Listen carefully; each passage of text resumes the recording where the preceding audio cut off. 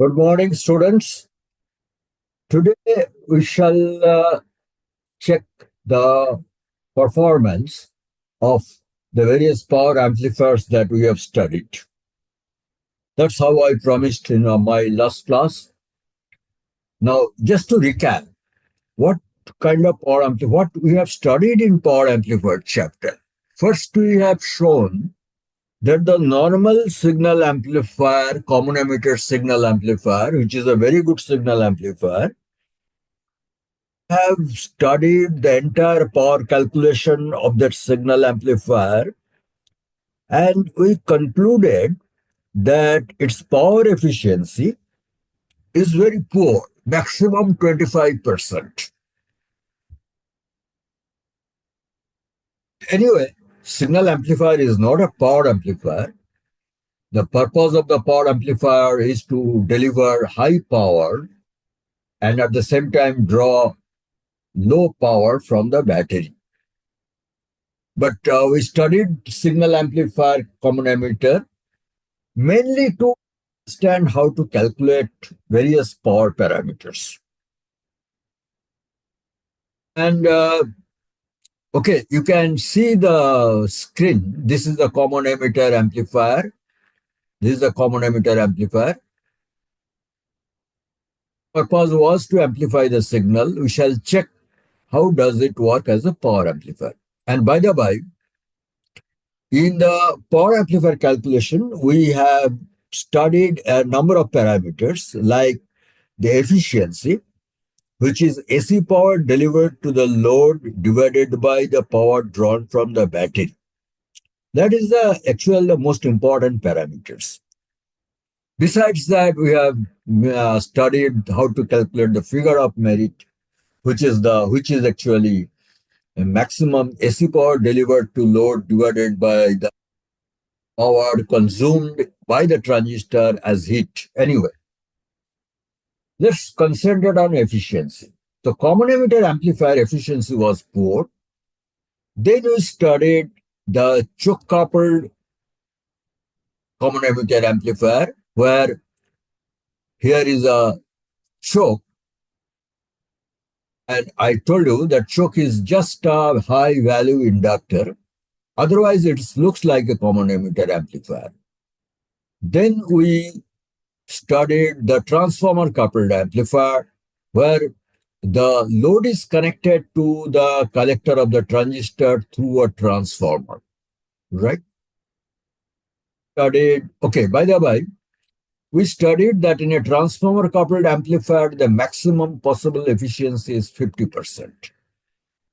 Then we studied class B push-pull, where there are two transistors and there is an input coupling capacitor, there is an output coupling capacitor. There we calculated maximum possible efficiency is 78.5%. Then we studied complementary symmetry, which is same as a push-pull amplifier, but a pair of NP and PNP matched paired transistors are used.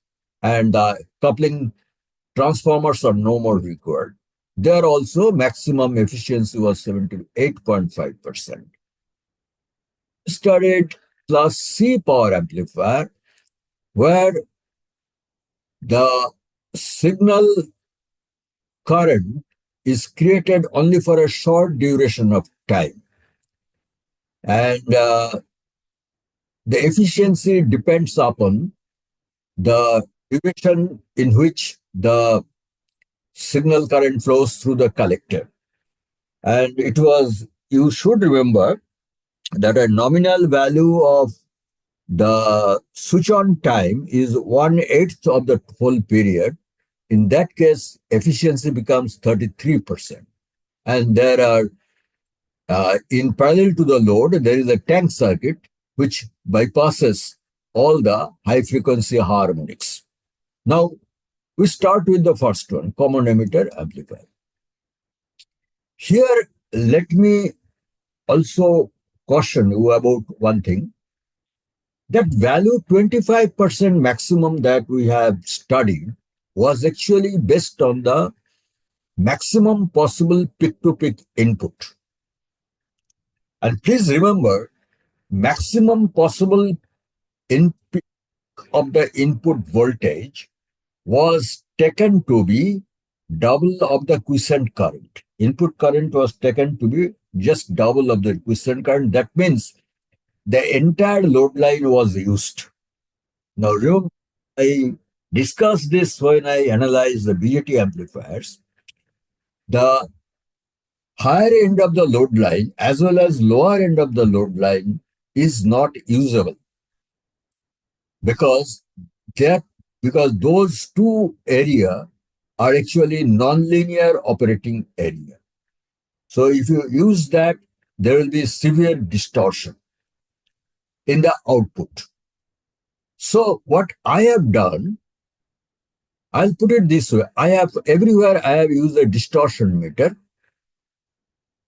and we shall maximize the input signal so that distortion is not high. Now, how high? There is no theoretical measure because all this exercise is to give you some idea how to test these amplifiers and how to design these amplifiers with a software. So I have taken as a standard that distortion should not be more than 10%. If it is less than 10%, I have accepted it, right? So in each case, we shall see what can be the power efficiency so long as distortion is less than 10%. Now let us start with this common emitter power amplifier, just a simple common emitter amplifier. Here is an oscilloscope, I switch it on. Here is a distortion meter, I switch it on also. Now if I run it, see, this is the blue line. I shall reverse it.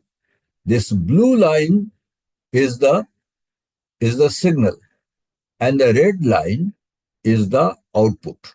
Okay. Now this is the distortion because I have made the input 30 millivolt peak. The distortion is 10.576%. I can show you if I make the distortion higher, if I make the input higher, the distortion will be higher. Let's say I make the input as 40 millivolt peak, then distortion is very high, 14%. So, and if you look at this red output line, you see there is a lack of symmetry on the top portion and the bottom portion. That is the distortion 14%. So, in each of these diagrams, I have kept the signal value as high as possible so long as the distortion is less than 10%. So 10.5% anyway, I stop it. Now there are two power indicators connected here. This is the load. This writing here is very small. If you are looking at your mobile phone, possibly you will not be able to read it. But if you look at your laptop or computer, you can definitely read it because I can read it. The output to the load is 256 microwatt, and power taken from the power supply is 46.9 milliwatt. So let us say this is 47 milliwatt. So if I calculate this maximum power becomes 256 microwatt. That means 256 microwatt divided by 46.9 milliwatt, 46,900. This is equal to, ratio is 0.005 in my calculator. So it is just 0.5%. It is not 25%. But anyway, the idea of this test simulation is to show you how to test it, right? Similarly, you can test the power dissipated in the transistor, which are not so essential. Main essential point is to test the power efficiency delivered to the load. Okay, so we stop it here, and next we go to. So here you found the efficiency that we got is not even 1%, although theoretically it should be 25%. Now, if I want to make a higher efficiency, then there will be a lot of distortion here. And also another point you must know, we have you are college students, and we are studying only basic structure of the amplifier and trying to test it as a power amplifier. But mind it, actual industrial production, these amplifier designs are not so simple. There are many other components. And when you learn how to use or add so many other components, then you will definitely get a better efficiency in the testing. That you will do, you will get opportunity in your actual job life. Then we shall now to check it only the amplifier structure that we have studied. Then you go to choke coupled amplifier. Here there is a choke in the collector circuit. There is no collector resistor. RC is not there. And the load, and this is the in. Once again, I connect the distortion meter and also the oscilloscope. Here, I run it, I'll find this is the system. And if I increase, this is a 500 millivolt RMS input. And then I get a distortion of 3.5%. If I increase this RMS input, the distortion will jump immediately, and there will be because already you can see there is a distortion here. There is a distortion here in the output line and this output line. So in this choke coupled amplifier, what is the efficiency we get? The output power here is 2.02 watt. Let's say 2 watt. And the battery power delivered is 10.1 watt, say 10 watt. So 2 watt output and 10 watt battery power. So what efficiency we got? 1/5, that is 20%. Whereas in common emitter amplifier, we got not even 1%. In choke coupled amplifier, we got 20%. Right. Third amplifier that we learned is the transformer coupled amplifier. This is a transformer. Load is connected. There is a 10 ohm load which is connected by transformer. Once again, and otherwise it's a common emitter amplifier. Only the RC is replaced by a transformer. And you remember that this transformer coupled amplifiers are used mostly for matching the output speaker of the audio amplifier. Once again, I switch on the oscilloscope, I switch on the distortion meter and run the system. Here, the maximum input that I could give is 100 millivolt. Distortion is already slightly over 10%. Then what I get? Output power is 65.1, let's say 65 milliwatt. The battery power consumed is 87.8, let's say 88 milliwatt. So 65 milliwatt by 88 milliwatt. So it is 65 by 88. Here I get efficiency of almost 74%. Right? So this is a very high efficiency I got here. So I stop this also. Then we go to, this was a class A transformer coupled. Then we go to push-pull amplifier. This is now class B. Class B push-pull amplifier. Theoretically, I am supposed to get 78.5% efficiency, but that is just a theoretical value. Remember, class B push-pull amplifier, there is an input transformer, 1:1 input transformer, there is a 1:1 there's the N is to 1 output transformer. And there are two same transistors. Here, both of them I have taken are power transistors BD135. And the small diode we have connected here in the bias.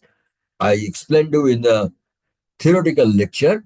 This is to remove as much as possible to remove the crossover distortion. Here, once again, I switch on the oscilloscope. I switch on the distortion meter on the system.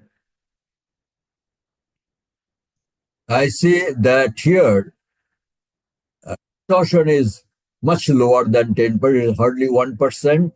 And input I could give 3 millivolt RMS. And already there is a small distortion at the lower end because it has gone to the end of the load line. After behind this point, there will be cutoff. Now, what is the power efficiency we got here? Output power is 20.8 milliwatt, and the battery power is 962 milliwatt. So 20.8 divided by 962, we got around 2%. Beyond this, it is creating distortion. Then we go to class B complementary symmetry amplifier. This is push-pull amplifier, but instead of transformers, input, output, etc., there is a match pair. This is a BD135 NPN transistor. This is a BD136 PNP transistor. Otherwise, remaining, and another point you have studied in your theoretical class, it needs a plus 10 volt power supply and a minus 10 volt power supply. Because these are the two different transistors, and these are the biasing circuit for the first transistor, biasing for the circuit for the second transistor, two coupling capacitors, and the signal is connected through the coupling capacitors to the base of the two transistors. Right here, once again, switch on the oscilloscope and we switch on the distortion meter and we run it. Here, very high input voltage, 7.5 volt input we could give using plus minus 10 volt power supply. And power efficiency is also good here. Output power is 5.36 watt. And input power is 3.85 watt here and 3.68 watt here. This difference of 2 watt, theoretically they should be same, but difference here because all these components have tolerances. So 3.85 and 3.68, the total battery power consumed, 3.85 plus 3.68, total battery power consumed in 77.53 watt, and output is 5.36 watt. So 5.36 divided by 7.53. So we get a efficiency of 71%. So what do you get? For class B amplifiers, we anyway get a much higher efficiency than class A amplifiers. Lastly, we come to class C power amplifier, and we have studied in our theoretical classes that in class C, the output transistor conducts only for a very short period. And also, I think I have mentioned the class C power amplifiers are really not used for audio application. They're mainly used for RF application, where, in a radio transmitter, the output power has to be in terms of many kilowatts. And you cannot get a kilowatt transistor, even if you try to get long time back, 50 to 70 years back, there used to be vacuum tube based high wattage transistors, and always needed an extremely complicated cooling system like a refrigerator. Those days are gone now. Now all the transistors are semiconductor transistors. So here, the purpose of this class C transistor is basically not power efficiency on factor. That means the for a power we should not we should not need much high transistor, right? So on this class C power amplifier, see, this class C power amplifier, there will be a lot of distortion even after filtering by this tank circuit. And distortion meter I have not connected. Let me connect the distortion meter for you.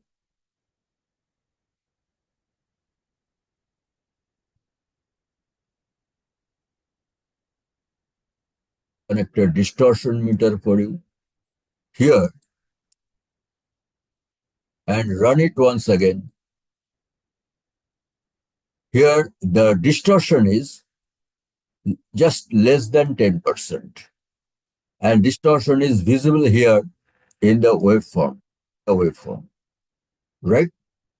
So here,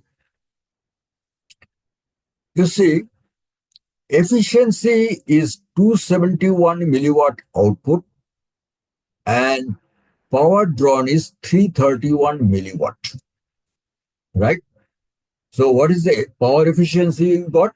271 divided by 331, that is equal to 81% efficiency. The very high efficiency. Also, see, the power consumed by the transistor is only 60 milliwatt, right? Where it is driving out the to load 271 milliwatt. That means transistor itself is consuming only about 1/5 of the power that it is delivering. This is not possible in other form, in other transistor, other configurations. The transistor consumes a much high power, right? So this is how we test the various amplifiers. If you are interested, you should be interested in doing the same simulation at your home, in your laptop or computer. You can always you can do one thing. You can click the pause button of this video and take a screenshot. And then with these values, you can design it yourself. And I am sure it will be fun for you. You will like that job. Okay. So today's lesson is complete here when we tested various power amplifiers. And earlier we have studied the theory of power amplifiers in very much detail. So here the chapter of power amplifiers is complete. In our next lesson, we shall go to the next chapter. Thank you.